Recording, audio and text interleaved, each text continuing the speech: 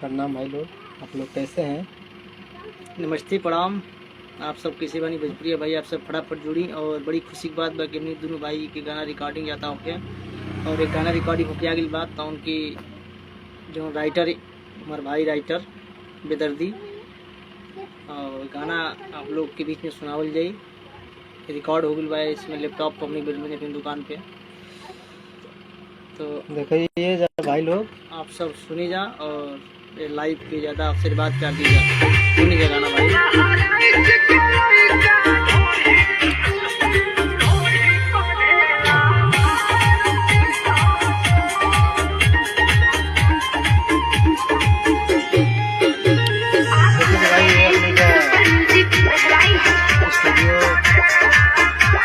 Studio खुली बाटे। ये हमने के कंप्यूटर स्टूडियो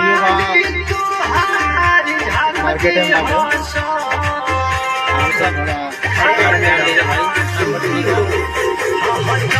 मिक्सिंग विक्सिंग के लिए भाई लोग जुड़ी जा, कमेंट करी जा और आशीर्वाद प्यार दी जाए। सॉन्ग के दुखों भी पड़ी बात सबके गाना छिटा के बाटे सपोर्ट करी जा। लइका डोली पढ़ेला मार दिली हंसा महाराज के लइका डोली पढ़ेला मार दिली हंसा। भाई आप सब लोग जुड़ी जा, भाई लोग जुड़ी जा और विजय सानी एंटरटेनमेंट की बात आना आप सब जाएगा, चैनल सब्सक्राइब करेगा और आप सब सुनिए गाना। आप लोग जुड़ते रहेंगे भाई लोग।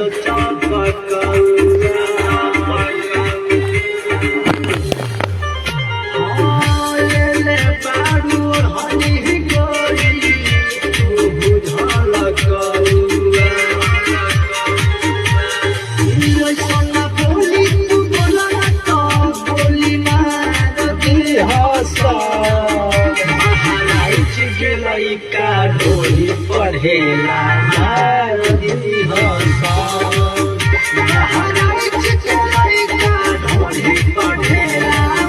आप सब यूट्यूब पे सर्च मारी बहराइच के लइका आशीर्वाद दीजिएगा भाई लोग और सपोर्ट करिएगा। सर्च मारी जा और गाना सबके मिली। गाना यहाँ हमारे भाई लिखे बनी, बहुत बढ़िया गाना बा। अभी और गाना लिखा रहा भाई, दोनों भाई गाएंगे। कल शाम की रिकॉर्डिंग बात है।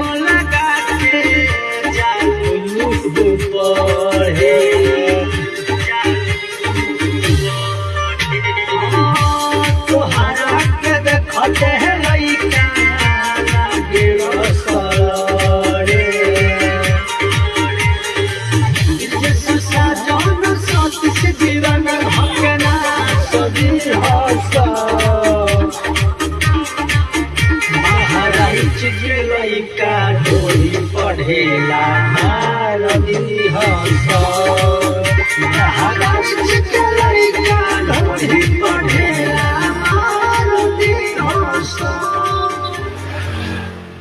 आप लोग इस सॉन्ग के आशीर्वाद प्यार दीजिए भाई लोग ताकि आगे बढ़ल जा मनियो के। और गाना हमने की रिकॉर्डिंग होके वाला बा। इस समय गाना लिखा गया, दोनों भाई गाना गाओ जी साथ में, जिससे अंकुश राजा गाना वाले इससे हमनियो के आई एक साथ में सॉन्ग लिखा चुकल बाटे, ऑडियो वीडियो होके जाता। आप लोग सपोर्ट करी जा भाई लोग, यूट्यूब पे कमेंट करी जा बहराइच के लइका और वीडियो को शेयर भी करिएगा भाई लोग।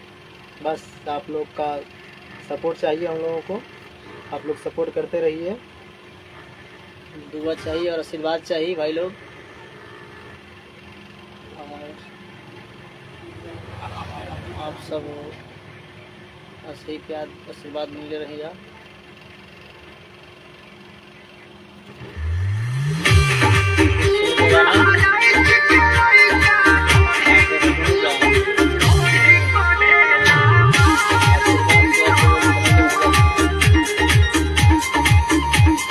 फटाफट लाइव पे जुड़ी गई भाई लोग, फटाफट जुड़ेगा।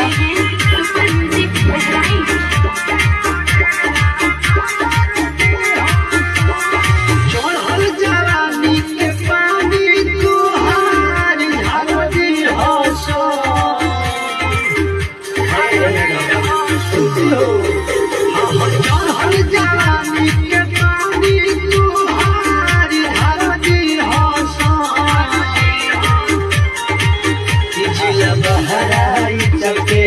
लइका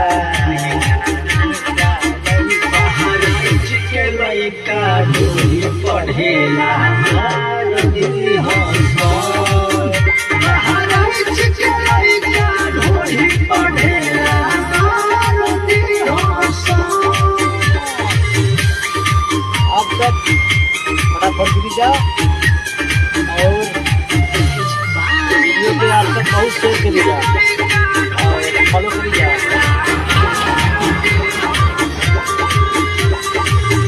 हाथी बाटे की सकी तोहार दिल सोचा पकौड़ा भाई लोग ले ले बारू हरी गोरी तू बुझल कौड़ा सोना बोली तू बोला तो बोली मार दी हसा के लइका ढोली पढ़ेला दीदी हसन।